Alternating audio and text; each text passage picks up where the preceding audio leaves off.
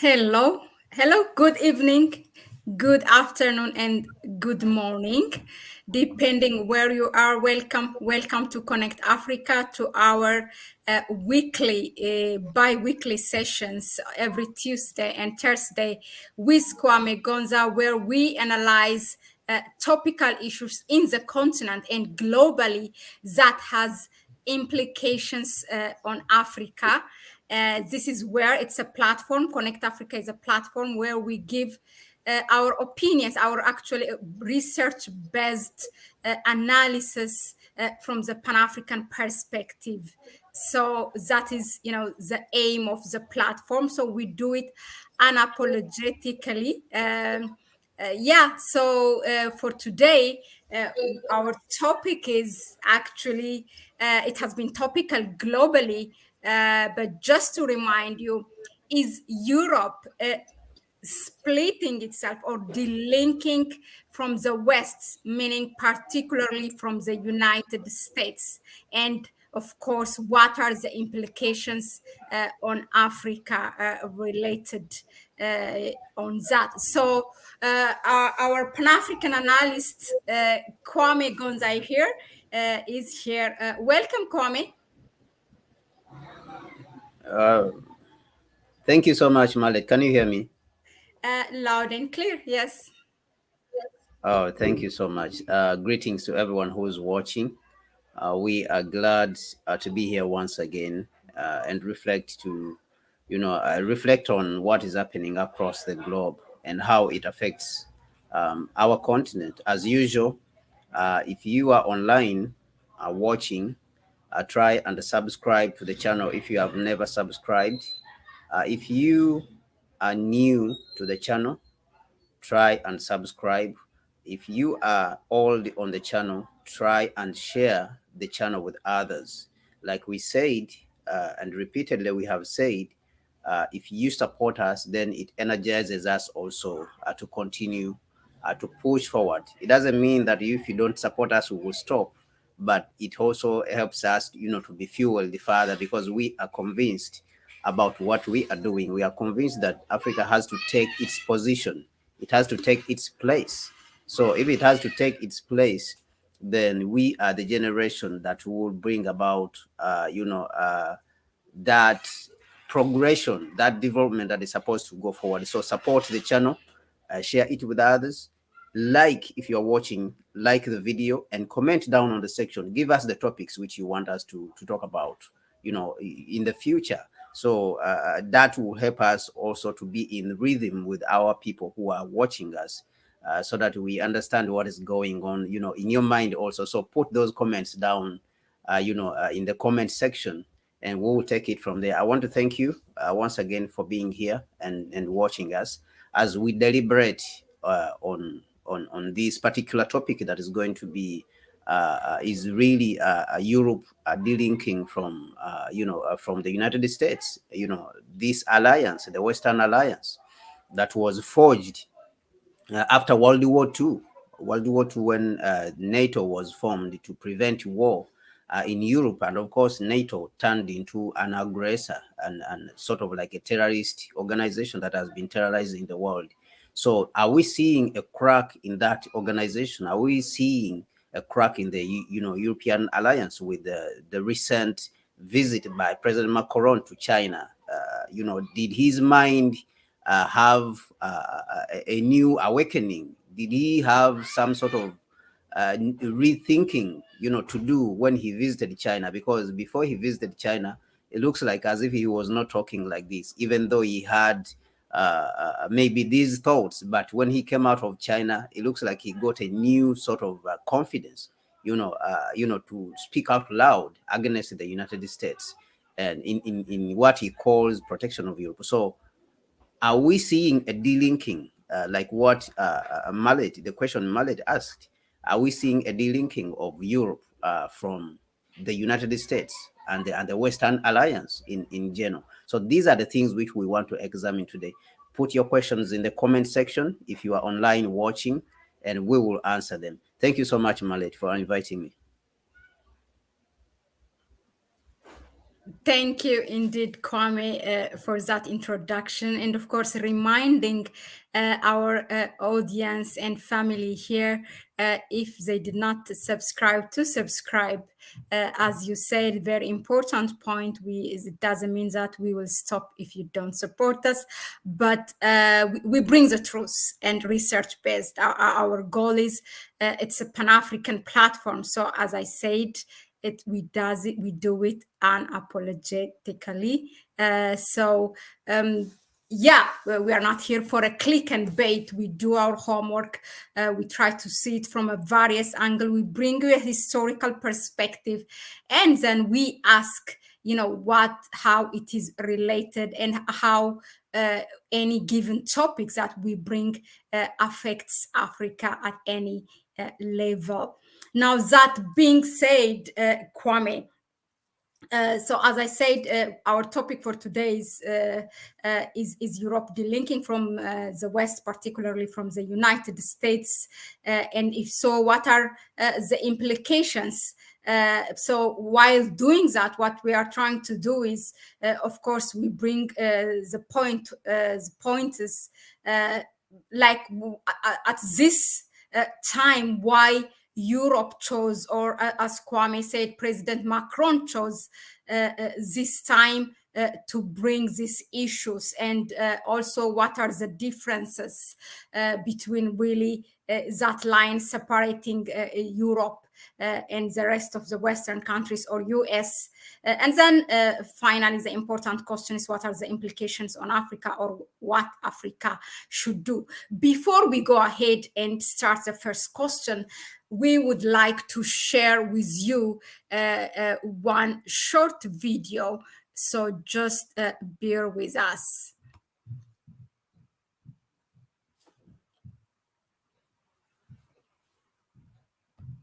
Well, just 2 days ago, French President Emmanuel Macron gave an interview in which he said that Europe should not get involved in a conflict between the United States and China if tensions over Taiwan increase.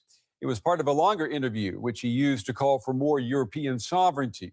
Well, today, Macron outlined his vision for Europe and what that sovereignty should stand on. He noted that the pandemic and the war in Ukraine provide instructions of what needs to change. Some of what he said won't be easy listening for France's closest allies. Those who decided to cooperate, to make trade with neighbors, even if they were not allies, Russia, for energy. Because we decided, de facto, that trade could be the best way to cooperate, could create irreversible links and precisely avoid the others to be aggressive. They decided to weaponize the energy, putting us in a completely crazy and unbelievable situation. Pandemic and war just pushed us in a situation to discover that we have to reduce our dependencies if you want to preserve the European identity. Otherwise, we will progressively be dependent on everything. Students in The Hague eagerly awaited the French president's key address. Mesdames et messieurs les Over the ministres, weekend, Macron had given an interview that had drawn attention due to his remarks about Taiwan and the threat of conflict between the US and China. The worst thing would be to think that we Europeans must be followers and must adapt ourselves to an American rhythm and a Chinese overreaction.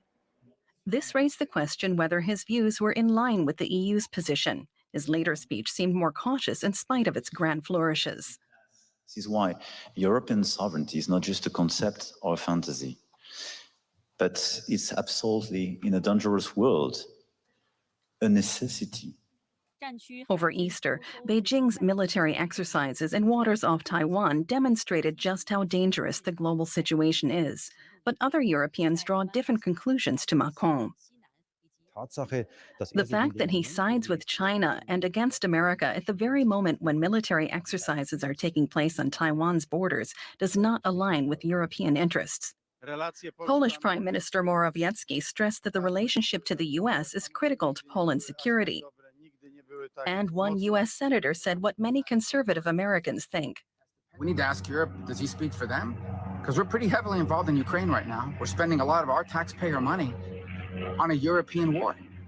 Emmanuel Macron has given Europe fresh impetus, but not everyone is pleased with the direction he's taking.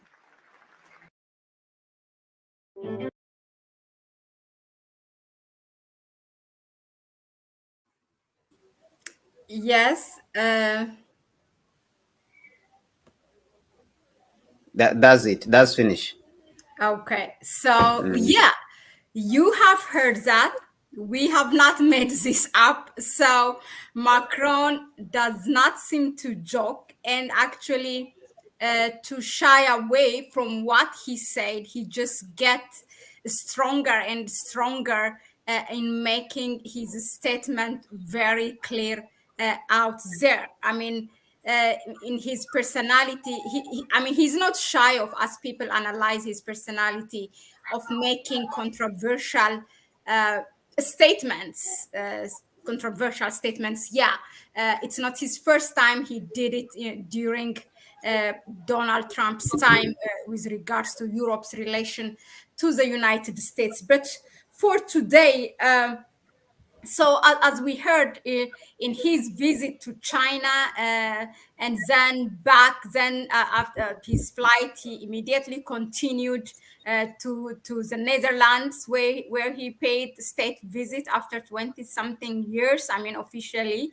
And then in between his interviews to big medias like the Politico and Les Echos has actually only to strengthen his points, where at different times he commented that in his speech or during his interview, and quote, Europe must reduce its dependency on the US. And then he also said US should not get involved between the conflict US and China.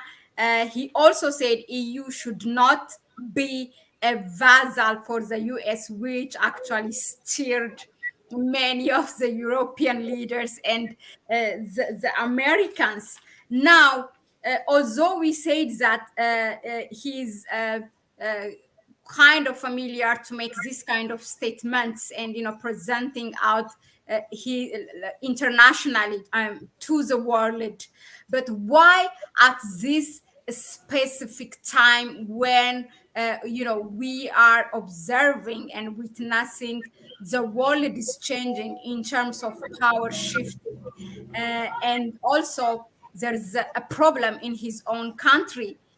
So people give, of course, different opinions because of those circumstances. But why, Brother Kwame? Why do you think he makes this? He come out and say these things at this time? Let's start from that. Thank you very much, Mahlet, and thank you for even elaborating on his comments actually, and what he said. I would say that the comments actually sent a lot of shock waves within the Western world. They really sent a lot of shock, and especially on the side of Americans. You can see people like Marcus Rubio. He came out to as you have seen in the video, he came out to condemn Macron, and also I think it was a former secretary of state who was Pompeo. Mike Pompeo also came out to say that Macron, he made ignorant. Some of them were actually insulting Macron, that he made ignorant, comments. Is ignorant, and he doesn't know what he's talking about. And on Sky News also, actually they called him foolish on Sky News of Australia. I saw where they were making comments and saying that Macron is foolish, is making foolish talk. So this is actually due to the fact that now you have a group of entitled people who feel that they must dominate the world forever and ever. It reminded me actually of a video which I watched yesterday. in which they asked President Julius Nyerere.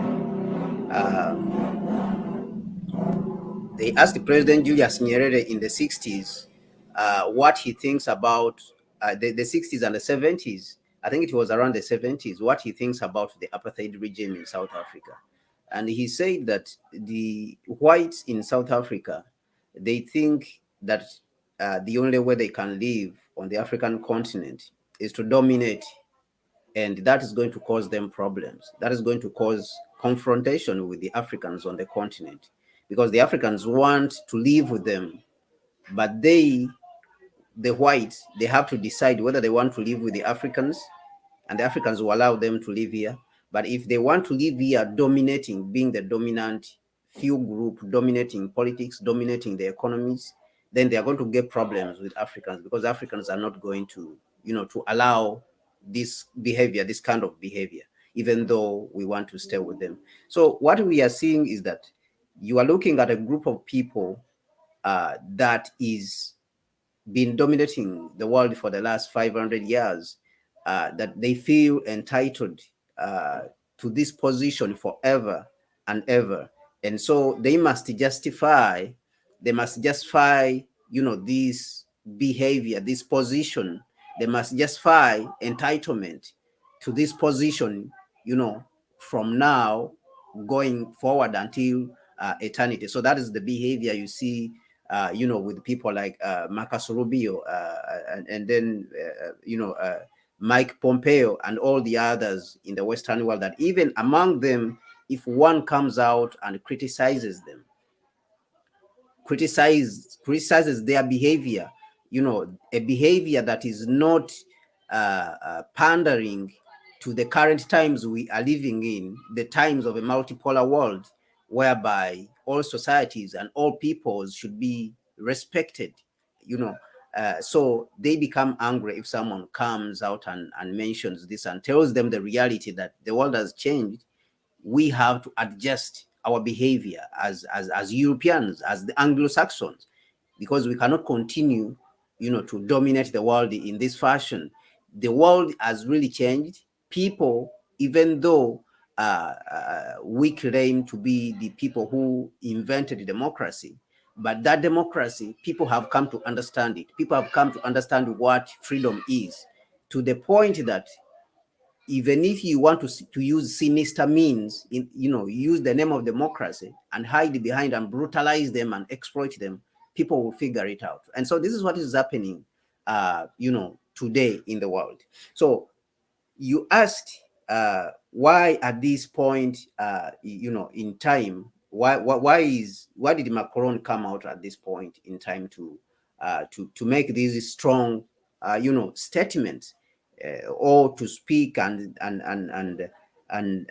give these consistent speeches, about 3 speeches which he has given, and they are still emphasizing the same thing, even though the Western media has tried to play it down. But Macron has been actually consistent from when he left China and made that interview which you said with Politico, and the other magazine, in which he said that Europe should not follow the American rhythm, and or the Chinese overreaction. Europe should not be a slave to this kind of, but should follow its own position. So that is the interview which he gave when he immediately left China, and then he went ahead to give a speech again, at the Nexus Institute in Netherlands, he in The Hague.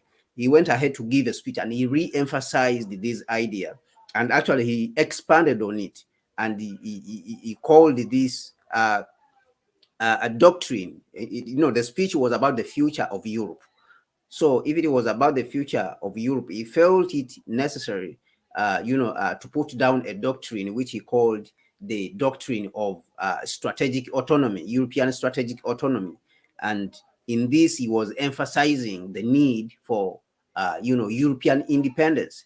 And yesterday, again, the third time, he gave a speech again, which was his first address ever since the demonstrations in France started, he came out to give a speech, and he again emphasized the need for European, independence. So you can see that Macron has been consistent in what he's saying, even though the Western media, others are condemning him, and even though others tried to downplay the comments, which he made, but he means what he said.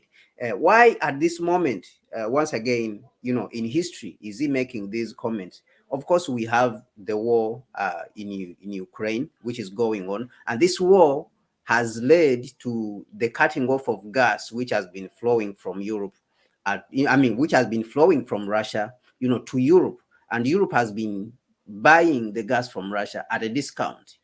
And right now, what Europe is facing is that it is buying now the gas at 4 times the price it used to buy, from Russia. So this is not going down very well with industrialization, as we will see when we look at we scrutinize the speech which he gave at Nexus Institute. One of the pillars, which he said, one of the pillars of this autonomy, which he coined, European strategic autonomy, he mentioned that should be industrialization. And you cannot carry out industrialization if you don't have cheap energy. You have to have energy to run this industrialization, produce power. So if you are paying 4 times, then that means you are not going to be competitive. And one of the pillars, again, which he mentioned during that speech, was competitiveness, that you have to be competitive on the international stage for you to be able to produce, competitive products. You have to be competitive, and you cannot be competitive if you are buying your energy from the United States and it is charging you 4 times the price you are paying, from Russia. That is one part of it. The other second part, which I see, is that having come from China, I think his conversations with President Xi Jinping sort of shifted his thinking, made him to rethink his position as Macron, and as the person who has been at the forefront. Of course, France and Germany, together are the leaders of the European Union, almost, because they are the biggest economies. So they have taken on that position of leadership in Europe. So having come from China, where they have a very huge economic attachment, I think he got a new way of thinking. He had to rethink because of the conversations he had with Xi Jinping, and I think Xi Jinping might have pointed to him that we are not interested in conflict with Europe, and you should be caring about Europe more and your interests, economic interests, than ganging up with the United States, which is declining actually. So I think that he has seen this, and a lot of industries, in France, have investments in China, and China also has investments in Europe. So the situation becomes very delicate, extremely delicate, that he would want to stick with China for the interest of Europe. Now, China is the biggest, trading partner of Europe. It's not the United States. So these are all, when you look at it, these are all interests. And on the other side, I mentioned that the United States is in the decline, and everyone has noticed that, because you see what happened, the withdrawal from, Afghanistan, and you have seen what is happening in the Middle East, that people are starting to disregard the United States. People are cutting deals in the United States. I mean, in the Middle East right now, without the United States. You have seen, Iran and Saudi Arabia. We spoke about it a time ago. You have seen Saudi Arabia and Yemen also are trying to patch up. And now China is also trying to bring together. Actually, a few days ago, it's trying to, it passed. China is trying to bring together now Palestine and Israel without the United States. So I think that to a certain extent, Macron has noticed this also. Europe is also noticing this. And Macron, what he's trying to say is that, look, Europe, we have to get our act together, because we don't want to sink, with this drowning ship. US is becoming a sinking ship. is isolated. Actually, the United States now, the one who has been imposing sanctions and isolating nations, right now looks to be the most isolated as a nation. And actually, it has done this. It is isolating itself because people now have started, pushing back, and people have started, looking at it and say, these people, they're always using sanctions. They are, arrogance. This arrogance. So it is a sinking ship that this Macron also has noticed that the rest of the world is not in support of this agenda. So Europe is suffering on one side, but on the other side is seeing the changing world order, that the power is shifting. The United States doesn't have any power, it doesn't have power anymore. It has power, but it doesn't have power anymore even to mediate in conflicts, because it has interest. The United States itself has interest in fostering these conflicts because it benefits from them. And so people now are avoiding it. Majority of the people across the globe now are avoiding the United States, and the United States feels isolated. So I believe that this is the reason, why Macron had to come out at this time, in history, at this moment, and then proclaim where he wants to see Europe going.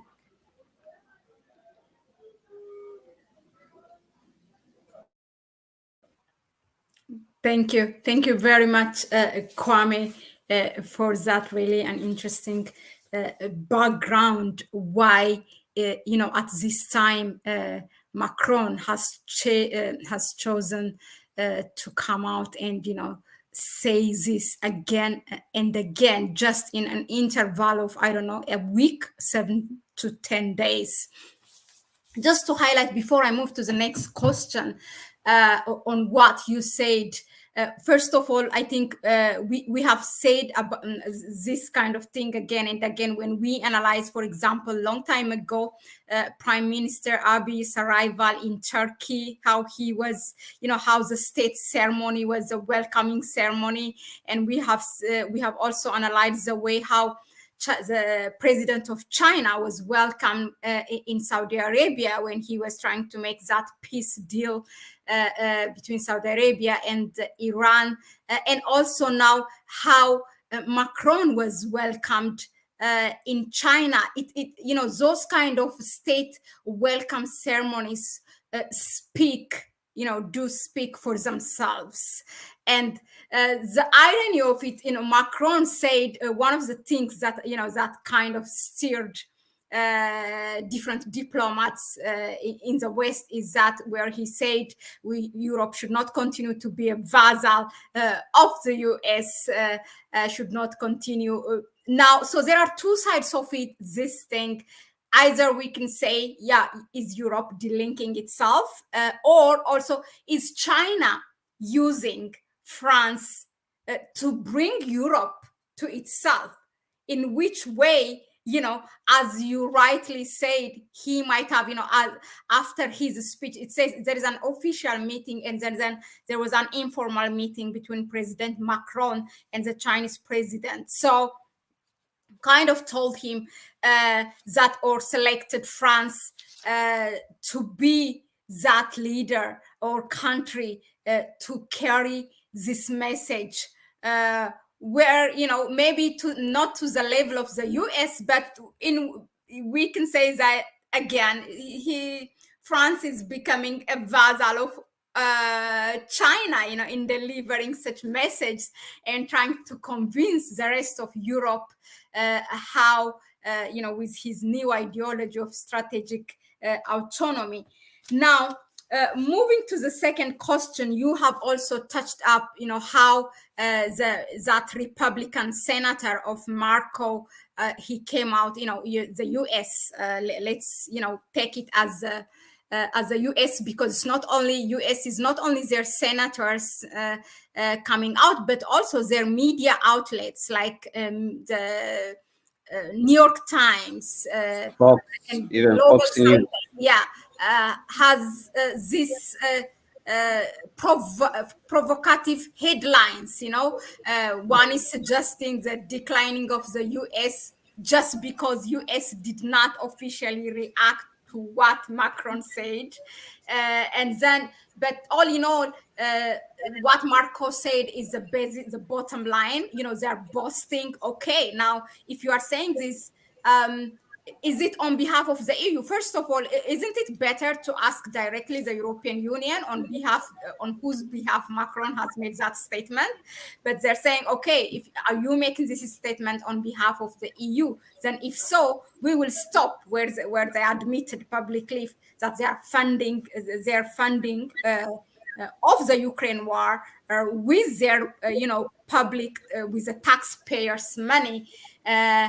But that's like a double standard, because also it's not only that US is asking, not funding the Ukraine without, but they're asking on the other hand also Europe to separate themselves from China. So it's not just a free lunch. In any case, so there are Eastern Europe leaders and then the American senators that commented on this. But what is really the difference between the US and Europe?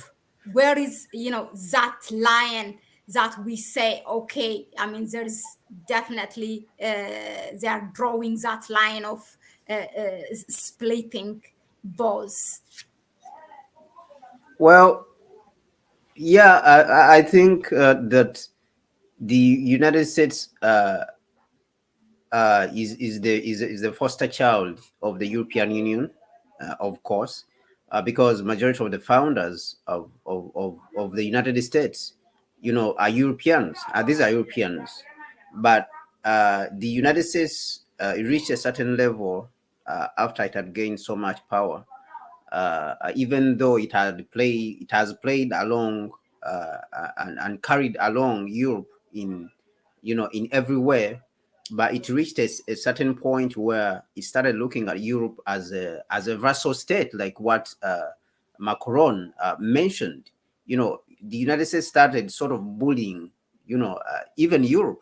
Of course, it bullies like what you see that they have, a doctrine of what the Monroe Doctrine, which they put up in South America, that Europe, no one is supposed to, have a military base, in the Western Hemisphere, because they think that South America belongs to them and all the countries in there. You talk Cuba, Colombia, all those countries, Jamaica. They think that those countries belong to them, so they call them their back door or what. They do whatever they want. They have been causing coups in Nicaragua, wanting to overthrow governments in Cuba, overthrowing governments in Venezuela, in Brazil, causing a lot of disturbance in these areas. So the United States, to a certain level, has overplayed its hand. Actually, not just to a certain level, but it has hugely overplayed its hand in this situation, that even Europeans have really seen this. They have seen this, and so that is why you are seeing that Europe itself has developed cracks within it. Even at the beginning of the war, a lot of countries did not support this. Even France itself, wanted to negotiate with Russia to see that the war doesn't continue.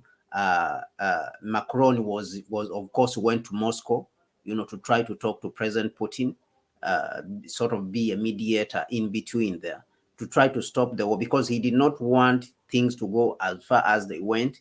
The United States has gone ahead to blow up the oil, the gas pipelines which come from Europe, so that it can cut off Europe from the gas that comes from Russia, to Europe. So they see all this, and countries like Hungary, immediately when this started and the United States started suggesting this kind of thing, this kind of behavior, countries like Hungary immediately refused, that they cannot participate in that kind of adventure, because they hugely depend on the energy resources from Russia. Otherwise, the whole economy will collapse. So we see that to a certain level, Europeans have started understanding that they have to take care of themselves.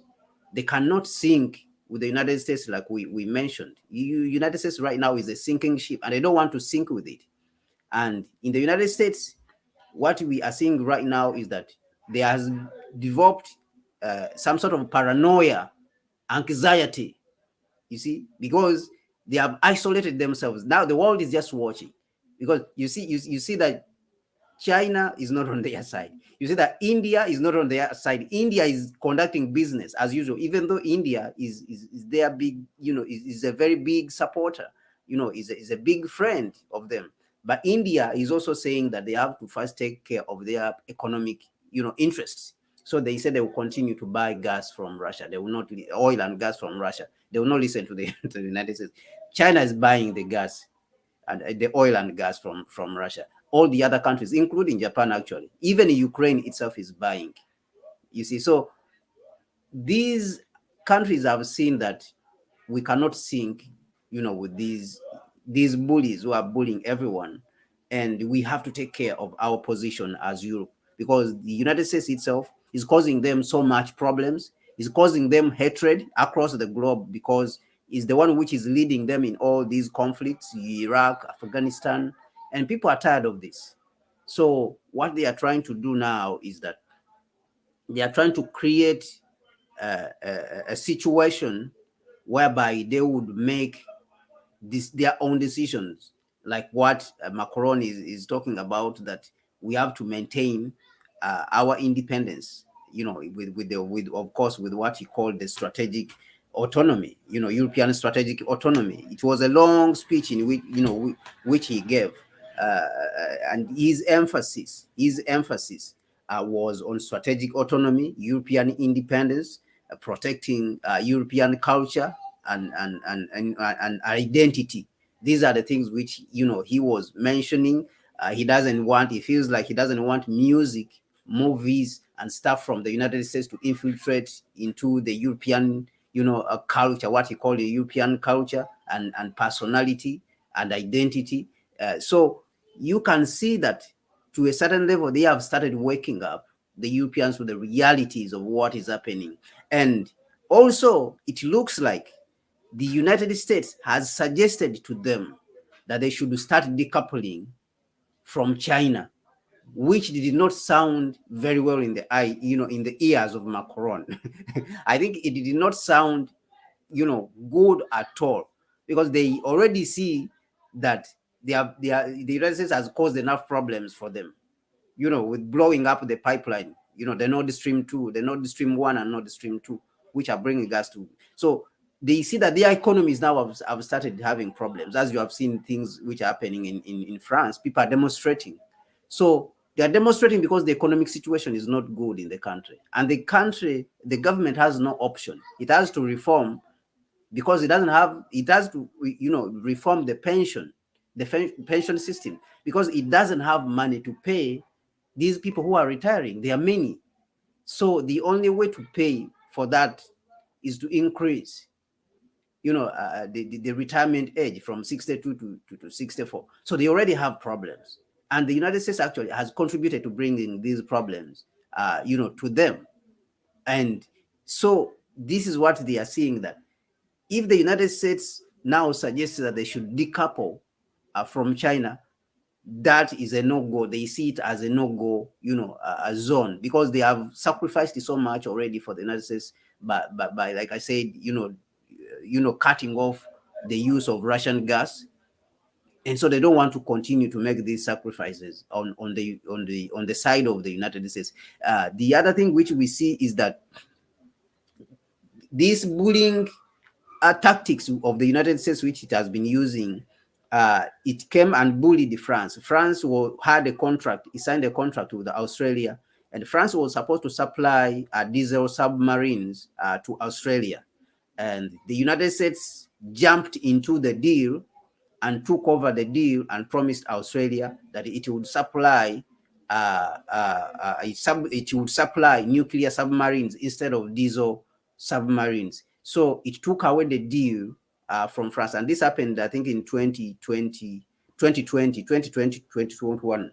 And this did not go down very well with President Macron. Up to now, he has not forgiven the United States. So there is a whole pile of things, of reasons, which now have become a no-go zone, a crossing line, which Europe is seeing that it cannot tolerate anymore, even though other countries are pretending that the comments which President Macron made, they do not represent, they do not represent the whole Europe. So what we are seeing is actually the data shows that the reality is that Europe feels like it has borne enough, trouble for the United States, and needs to start, putting a line and say, this is enough.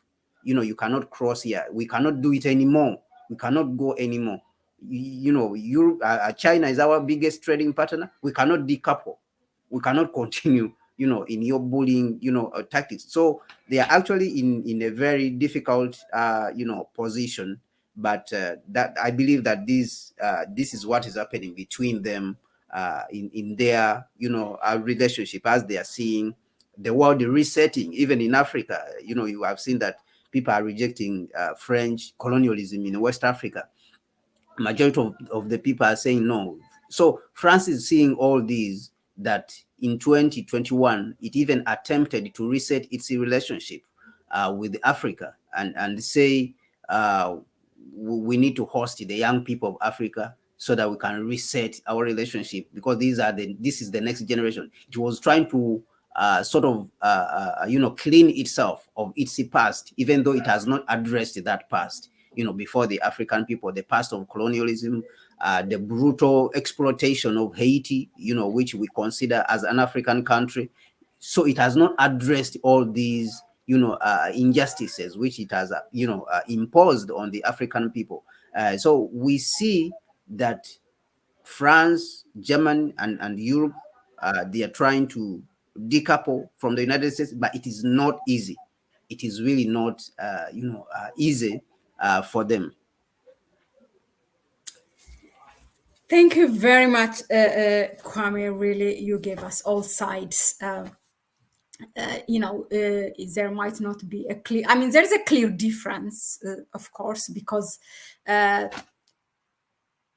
it's not every country is willing, as simple as that, to decouple itself from China, because there are countries, including, by the way, in Europe, from the West Europe, France and Germany, who are depending on their imports from China, and then investments in China. So, there is a lot of batteries, automobiles, and there are other mechanical things that they need to import from China. So they have taken lesson, during COVID, as he rightly said in his speech in The Hague, when Trump kind of, sanctioned some European countries because of their relation with China, just because, US is delinking or decoupling itself from China. Now, by the way, America itself hugely depends on China. There are a lot of American business. They're just, sometimes when I think about it, they're just talking nonsense. But anyway, so they're not willing, and they have taken their lesson. So not everybody is willing to ditch China, risking their business. And in fact, actually, for Europe, this is, I think this is what I think, this is opportunity for Europe, because if really it delinks itself in terms of from US and continued trade relation with China, then they kind of sort of get that, to be a free rider in with who they have to have relation. And in one of his statement was actually saying in The Hague, let me just read it out. He says, it's a strengthening his speech in China, his interviews to those, the Politico and Les Echos. He says, Macron says, we want to be open, we want allies, we want good friends, we want partners, but we want to be in situation to choose them, not 100% depend on them. although there's no US name mentioned, we all know to who this is directed. So yeah, I just wanted to give a highlight in strengthening, that point. You said not everybody is willing. Africa has not every member state, but has made that statement more or less when US is bullying Africa. You have to follow my way. Like all of you have to be against Russia. Some of them, countries like Eritrea had the courage to say no, and a good number have abstained from the votes. Yeah, so US really have to question itself in terms of this continuing bullying doesn't work. Now, coming to our last topic for today, just before that, I want to read some of the comments here. The world have had enough of America's bullying. The interest rate, meaning in the US, is climbing. Eggs are sky high, and the banks are closing down. The mass of people in the United States are oblivious to their fate. They are too distracted by frivolous things. Yes, these are some of the comments from Sinovia rightly. Now, the important question for us is all this, displaying and unraveling itself in this time, in this historical time. Now, what are the implications for Africa? People always ask, okay, it's now this is between Europe and US, what it has to do with Africa. Let me just give a highlight. You also mentioned there are 5 pillars that Macron introduced in that introducing that ideology of strategic autonomy, and these are competitiveness, industrial policy, protection of markets, reciprocity in trade relations, and cooperation. Now, he focused on the idea of producing competitive, best-in-class products. Common industrial policy to strengthen a net zero industry of the production of microchips. I think this is where Africa comes in. But yeah, I will leave that to you, Kwame. How Africa is implicated in all this, and if so, what should it be its position? Should Africa also adopt an approach, sort of an ideology? What should it do? What should be the next action from Africa? Thank you, Mahlet. First of all, I think that Africa as a continent needs to pay, we need to pay close attention to what is happening across the globe. And thank God, the few of us, at least, we are paying, that attention. And we can, like for us here at Connect Africa, we can inform, the other people, the implications of the various moves which the groups are making across the globe, whether it is China, whether it is in the Middle East, events and occurrences and steps that are going on. People are making the moves people are making in the Middle East, whether it is, Brazil and China, what they are doing. So all these moves, how are they going to affect us? And I think that as Africans, we need to pay much more attention to what is going on across the globe instead of neglecting, these, events, instead of neglecting the globe, because we are all global citizens. That is the first thing which, I would mention. Like you rightly mentioned, Macron put out his, doctrine of European autonomy, in which he said that it should be hinged on the various pillars of competitiveness, having industrial policy for Europe, protection. They should have a protection mechanism for their what he called strategic industry, and then reciprocity, and then a cooperation. So I will go one by one. For example, what can we as Africans learn from, like, for example, the pillar one, which he mentioned, and he spoke about competitiveness and the better European integration, having industries and producing, for example, semiconductors in their country and other high value industries.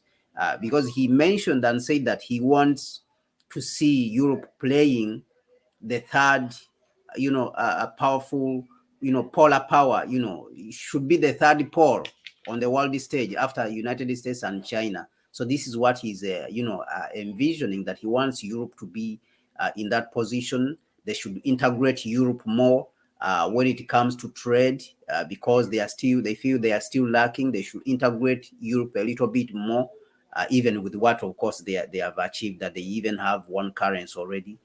But he feels that they should integrate more the institutions in Europe. So this is a lesson to the African continent itself, because when you are talking about material, the production of semiconductors, these materials are going to come from Africa. So this is the very reason why Africa should pay close attention to what is happening there. I read an article today by a Nigerian gentleman who's living, in the United States. He's studying nanotechnology, and he said that what should the role of semiconductors, semiconductor production be, in Africa's economic transformation. And he said that Africa needs to, to invest in the production of semiconductors if it wants to be competitive. So this gives us an understanding. India is moving in that direction, is also trying to invest in the semiconductor industry. So this gives us an understanding that Africa, we cannot continue to play the same way we have been playing. We are seeing the world changing. So we as Africans, we have to follow we have to follow and fall within the rhythm of the changing world order. We cannot continue to play in the same way. We cannot continue to be beggars. We cannot continue to be, to move around the hand, ball in hand, to go and beg people who are just printing useless money. The United States has been printing, has printed more than $7 trillion ever since COVID 2020 started. And this is the money they are bringing to Africa to give us, complete rubbish of paper, which they have just printed, that is not backed with anything. And they have stuffed it in the World Bank and IMF, and now they are giving it to Africans. And Africans are saying, oh yes, you have done a great job. And we need to move away from this kind of, position and thinking, and start approaching our problems strategically, approaching our problems as a union, because there's no way we are going to invest in these if we don't take control of our resources. If Europe is talking about the building of a new semiconductor industry, and other high value, industries, he spoke about lithium batteries, he was speaking about these things. Where are materials going to come from? They don't have these materials. Europe doesn't have these materials. Of course, they are looking to Africa to come to Africa and remove this. So when will we industrialize if we continue to operate in the same way? That means our political system as Africans, has to be changed. We have to change the political system which we are operating on the, on the continent, so that we can also have policies that are geared towards investing in these high value industries like semiconductors. So this is what I'm seeing. If we do not do this, if we fail to do this, and this generation of young people have to find a way of doing this, we cannot, continue to operate in the same way, in the same old manner, and wait on these old people. Of course, we have old elements on the continent who are masquerading as presidents, but we have to find a way of working past these people who are old and, holding the continent back in an era of begging, of looking at the continent as a begging people. We have an economy of more than $3 trillion. The African economy is more than $3 trillion. So this should be enough, capital for us to start aggregating it together, for us to start and capitalize then on our resources, material and human resources and the young population. This is enough capital for us to take off as Africans. But that is not being capitalized on. Why? It's because we have incapable people. We have people with no vision leading the continent. So the young generation which is coming up, our generation and the generations, the younger generations which are coming up, have to find a way of taking power, whether it is peacefully, whether it is by force, to be able to unify the continent and reconstruct it, rapidly. When we go to, for example, pillar number 2, where he mentioned about, for example, competitiveness. He spoke about scaling people and citizens in Europe, and also the immigrants, the people who will come into Europe, so that they can be able to compete with other nations, of course, with the United States and China, when it comes to skilled people, investing in sciences, mathematics, the STEM subjects, of course, science, technology, engineering, and mathematics. So that is also an area we as Africans, I think we need to put emphasis on. We need to change our curriculum. We need to change our education system. The education systems are not working right now. They're not producing what Africa needs to be able to transform itself. They are not producing quite, the quality of people who we need to transform the continent. And so this is an area also we as African people, we need to look at. When you look at his pillar number 3, for example, also, you can see that he spoke about the industrial policy. Europe needs to have an industrial policy, and to be competitive, you have to have energy. And these are the things which he spoke about, integrating Europe's market, of course. He spoke about that, so he said that this industrial policy should be geared towards creating massive jobs. And we have known, ever since we had our first contact with the Europeans, that the industrialization in Europe has been done at the expense of the African people. The use of free labor, whether you're talking about the cotton industry and the sugar industry, which started the first industrial revolution, all these were done at the expense of African people and African resources, human and material. So if we allow this kind of, behavior to continue, and we don't pay attention to it, then we as African people also will go in another, another era of colonialism, even a much more dangerous era of slavery will be imposed on the African people. He spoke about protectionism. Of course, protectionism, he spoke that they should be able to protect their industries. So what he means is that their industries should be able to be protected from, outside competition. You see, they have to protect their industry from outside competition. For example, China coming in, or even China coming in to buy their industries, or even Google, for example, Google coming in and destroying their local, technology companies or semiconductor companies. And we've seen that in the past. Actually, Europe has fined Facebook. It has ever fined also Google for the misuse of data. It has very, Europe has very tough regulations. So all these are tactics which are aimed at protecting the local, industry, technology industry. And this is exactly something which Africa actually can copy. But when you look at what is being done in Africa, which is very unfortunate, actually, that companies like Oracle, Google, Facebook, they are just being welcomed in the continent to do whatever they want. Google is laying a cable, across the African continent, an internet cable, to the extent that they are harvesting our data on the African continent. They are not paying for it, and our governments are just allowing them to harvest this data. And we know that at the 21st century is the century of data, where the one who has more data is the one who will rule the world. And so that is why China, with its big population, with its technology companies, which have been able to grow, now is sort of like the king of innovation, technological innovation right now when it comes to telecommunications, innovation. Huawei and Alibaba and all this, because they have huge amounts of data. That is why they have been able to leapfrog majority of the others. And when you look at the African continent, our data is being submitted at will.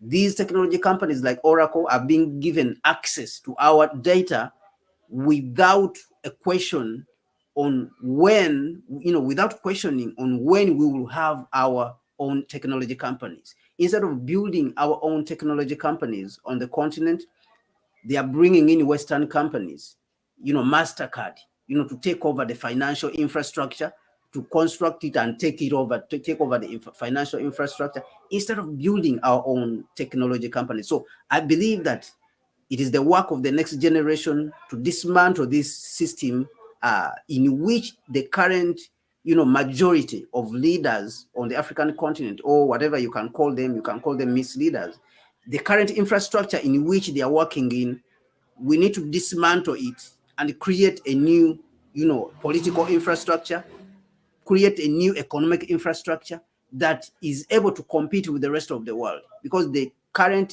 infrastructure in which we are plugged in, it cannot compete. It's a colonial infrastructure, and it cannot compete with the rest of the world, which is thinking like this. When you look at the 5 pillars which Macron, mentioned, reciprocity, cooperation, all these, you can see that they were targeted actually towards the United States.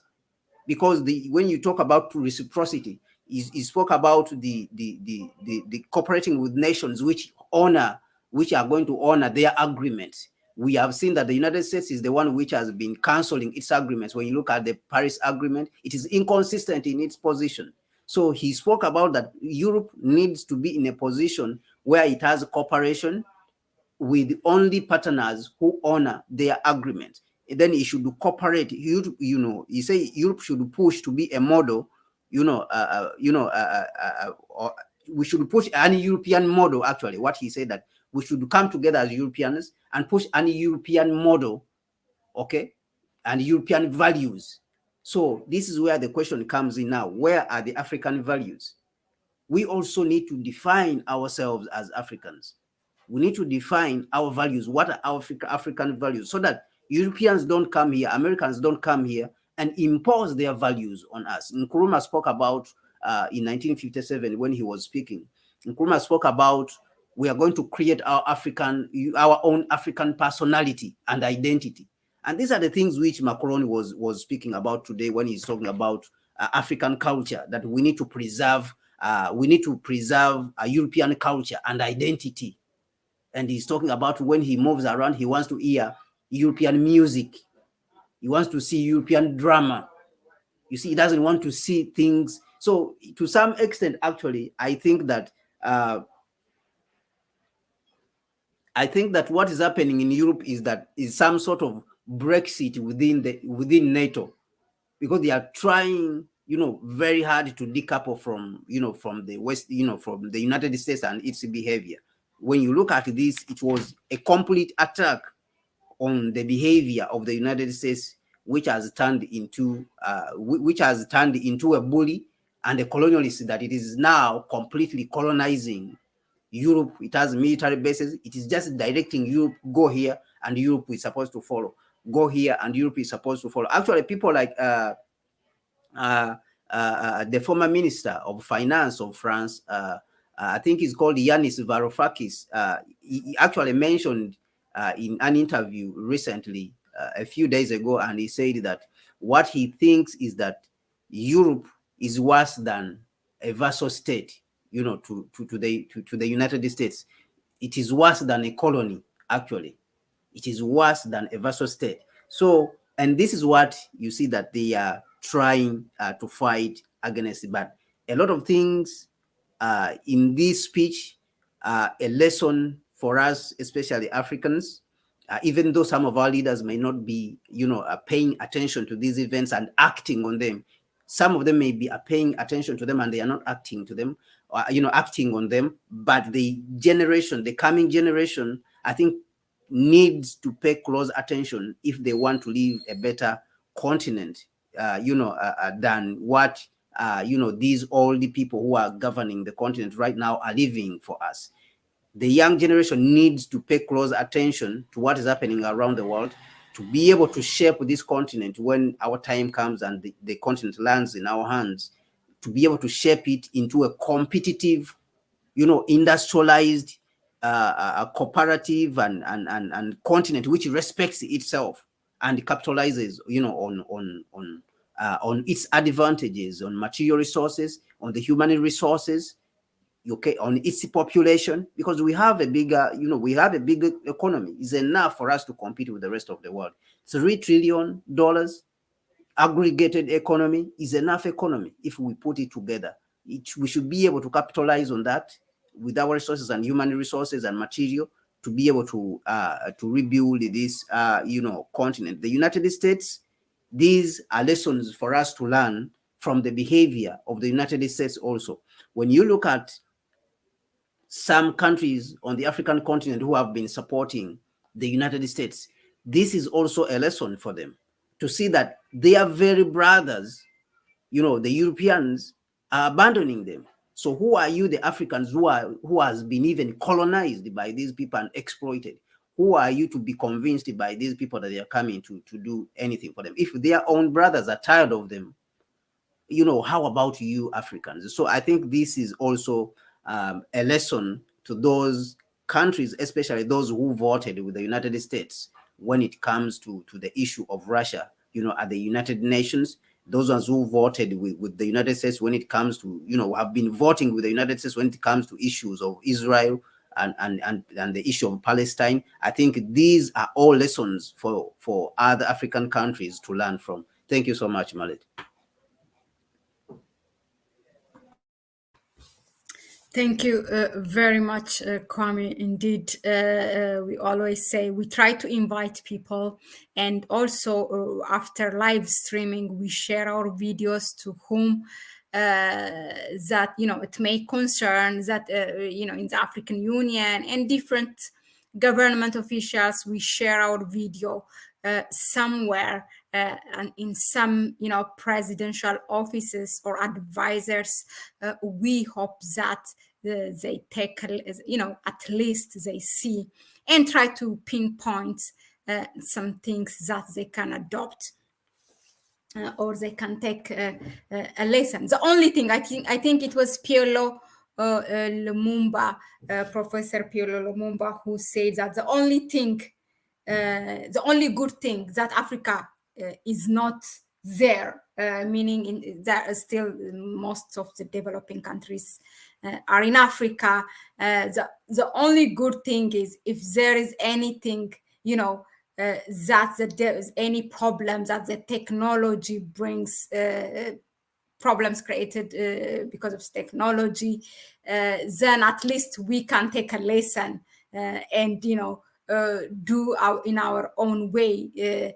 That will be the only lesson, the only advantage, if it's seen as an advantage. The same thing I wanted to say, what's happening between Europe now and the US is, or within NATO, is that Africa, every challenge brings its own opportunity. So Kwame has really laid out how those 5 pillars of the European strategic autonomy can be related and translated by Africans, by its leaders, for their own adoption in their own country, and then as well coming together and working for the continent. So that's really a good point. If their own brothers, who share the same goals, same value, same approach to the world in terms of bullying, colonizing, different things.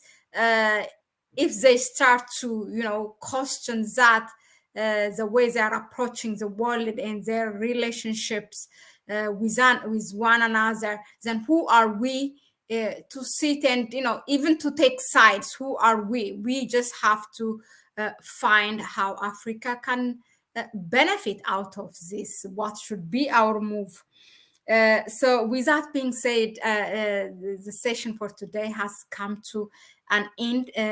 Thank you everyone who was here with us. Please, before I go ahead and give the floor for Kwame to close it, let me just say a few things.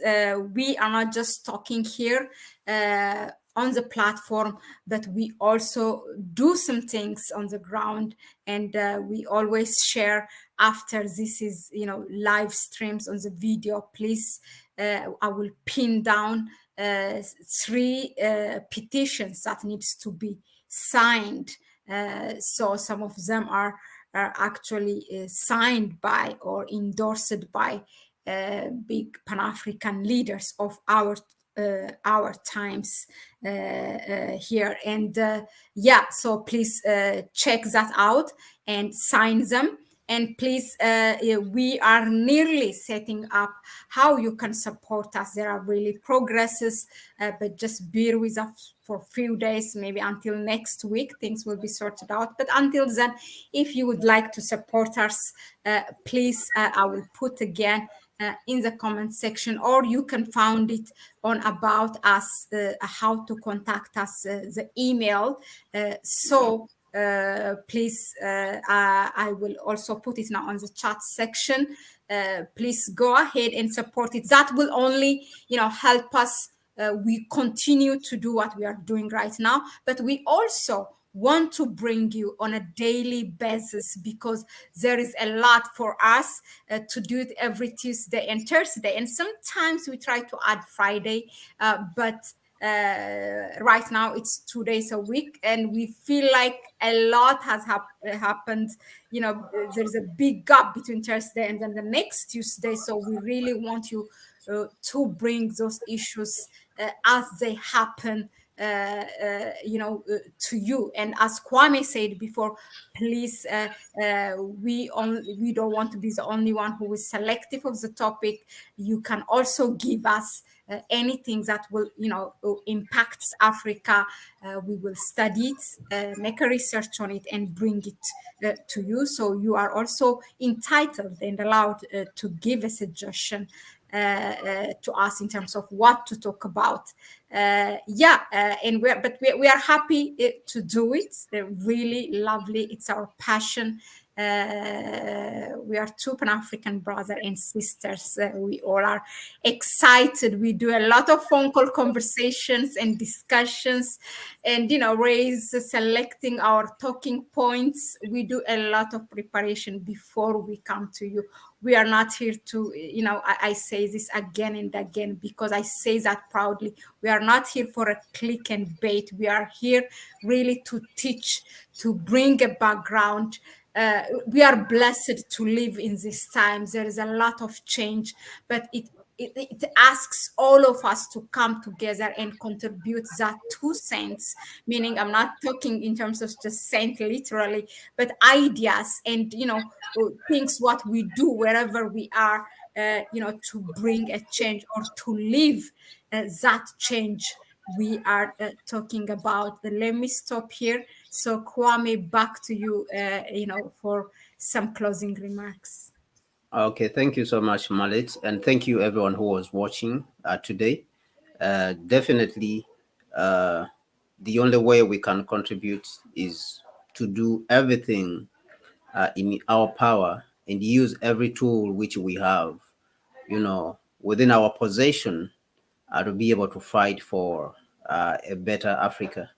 We have to agree that we must not leave this continent the way we found it as a people. If you were born, and you are alive in this generation, try and don't leave this continent the way you found it. If you must leave it, the way you found it, you have to do the best you can within your power to make a contribution.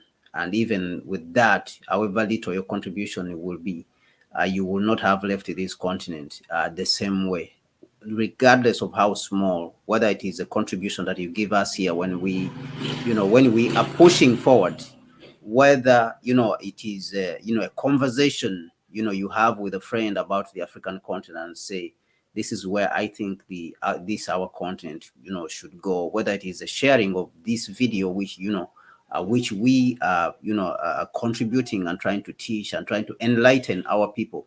That is a contribution, and you will not have left the continent the same. So we want to ask you to make that contribution. Go out and sign those petitions, which Mahlet is going to put in the description, in the comment section, also at the top. Sign those petitions. This is the only way we can contribute. The petitions are about unifying Africa.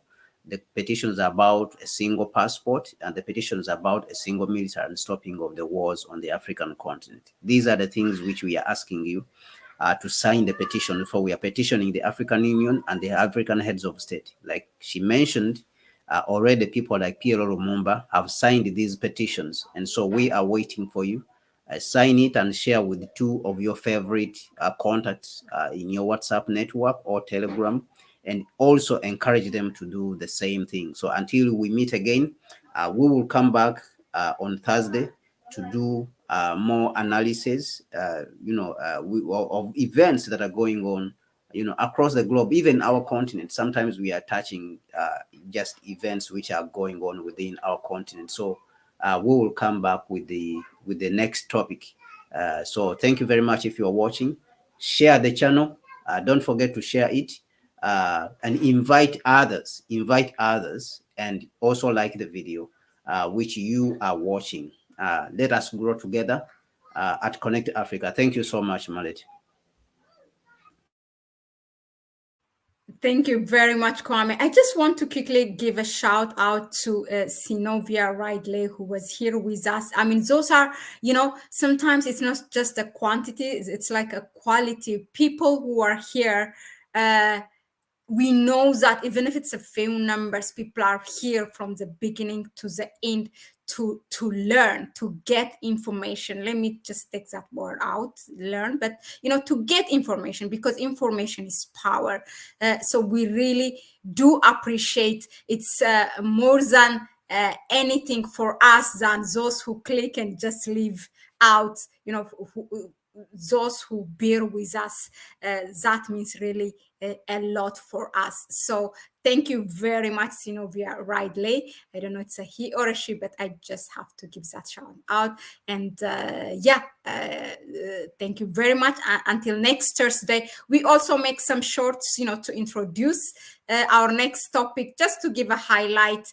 The minimum you can do, please share the video once we finish the live streaming. Send it to, if you find it interesting, send it to your family, your network. Until Thursday, that was it for us. Goodbye. Bye Kwame. Bye.